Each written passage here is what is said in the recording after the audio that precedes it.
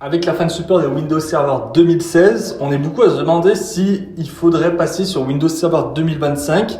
Pour ma part, j'utilise Windows Server 2025 depuis 1 an et demi, depuis décembre 2024. Donc Windows Server 2025 est sorti début novembre 2024. Ça fait 1 an et demi que j'utilise et j'ai décidé aujourd'hui de faire un retour d'expérience sur l'utilisation de Windows Server 2025. Personnellement, moi je l'utilise sur une machine, c'est un ordinateur qui possède le rôle Hyper-V, donc c'est mon hyperviseur sur mon réseau. Comme vous pouvez le voir, c'est un Core i5 de 8e génération, j'ai 32 Go de RAM sur cette machine-là. Aujourd'hui, j'aimerais bien vous faire un retour d'expérience pour vous donner l'avis si il faut passer sur Windows Server 2025. Est-ce que le système est fiable? Est-ce qu'il faut rester encore sur Windows Server 2022?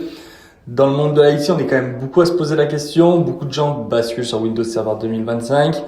Quand on achète un nouveau serveur physique, les licences fournies par Dell, par HP, par Lenovo, etc., c'est du Windows Server 2025. Donc le but, voilà, c'est de vous montrer si le système est fiable et peut-être utilisé en environnement de prod.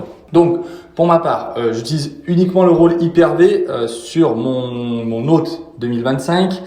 J'ai plusieurs machines virtuelles. Donc en continu, j'ai 6 machines virtuelles qui tournent sur mon serveur. Donc j'ai la machine Windows client, j'ai du Windows Server du 2019, du 2016. J'ai aussi du Debian. J'ai aussi une machine en Red Hat. Bon, j'ai jamais eu de problème. À vrai dire, la version de configuration sur Windows Server 2025 est la version 12. Si vous avez un autre en 2019, 2022, en 2019, on est en version 9. En 2022, on est en version 11. À vrai dire, il y a juste une réintégration des VM sur notre hôte 2025. Et automatiquement, on a la possibilité de démarrer les machines sur une version de configuration des VM sur la version antérieure. Et puis, si un jour vous avez envie, vous pouvez migrer sur la version 12.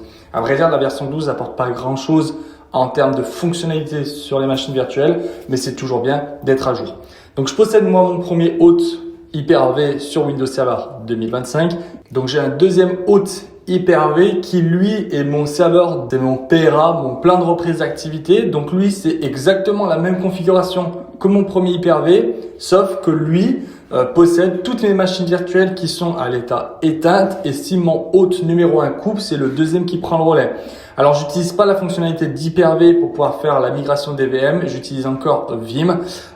Mais comme vous pouvez voir, du coup, mes machines virtuelles sont bien présentes et j'ai une seule VM qui tourne sur ce deuxième Hyper-V qui me permet de pouvoir sauvegarder et de faire la réplication des données, ce qui me permet que si mon hôte numéro 1 tombe, j'ai la possibilité de reprendre du service sur l'hôte numéro 2.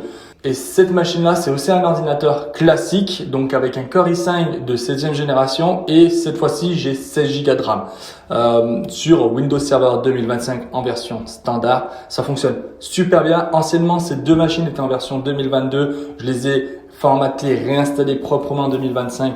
Du coup, à la sortie de 2025, ça marche super bien. Ça fait 1 an et demi que l'infrastructure tourne. Il n'y a aucun problème. Le second test que je voulais vous montrer, c'est le montage d'un Active Directory en 2025. J'ai fait une vidéo sur la configuration d'un Active Directory sur Windows Server 2025. Alors, grosso modo, ça reste la même interface depuis 2019.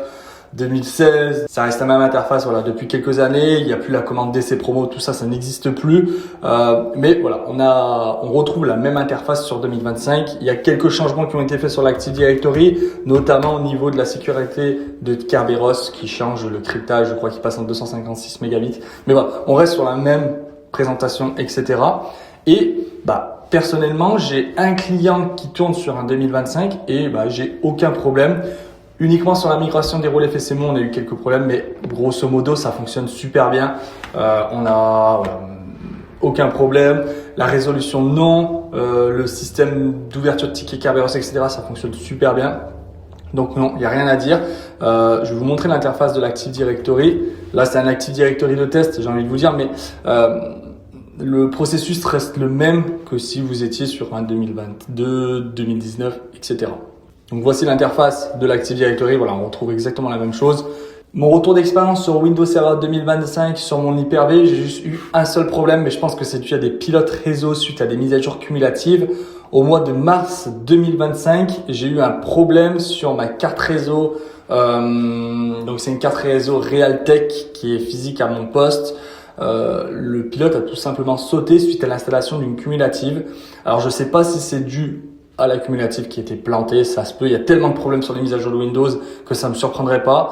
Bon, il y a juste eu besoin de réinstaller le pilote et ça a retourné. J'ai jamais eu d'écran bleu, j'ai jamais eu de choses voilà, qui me permettent de faire couper mon serveur. Tout fonctionne bien. Donc, pour ma part, c'est un grand oui. Vous pouvez passer sur Windows Server 2025 sur un environnement prod, que ce soit pour de la gestion de virtualisation, donc de l'Hyper-V, pour un Active Directory, pour un serveur de fichiers. Tous ces rôles, à vrai dire, qui sont plutôt simples à gérer et qui ne demandent pas énormément de spécificités ou de prérequis particuliers, vous pouvez. Après, sur certaines options, comme des bases de données, si vous tournez sur du MySQL ou du Access, je pense qu'il est plus sage de rester sur du 2022 encore, parce que les packs des SQL, etc. sont pas forcément à jour en même temps. Donc voilà, si vous avez la possibilité, même des serveurs RDS, ça fonctionne super bien sur 2025. Donc vous pouvez y aller. Franchement, c'est un sans faute. Vous pouvez vous jeter dans le pas. De toute façon, la fin de support de Windows Server 2025 est prévue en 2034. La fin de support 2022, lui, est prévue en 2032. Donc vous pouvez voir loin. Le support est très loin, donc au bout de 5, 6, 7 ans, 8 ans, le support sera toujours en cours. Vous pouvez y aller.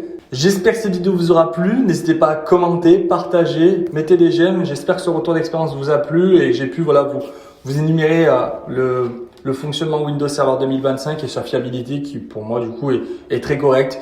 Toujours attendre, je dirais 6-8 mois sur les versions Windows Server, mais après au bout d'un moment vous pouvez vous lancer, il n'y a aucun problème. Voilà.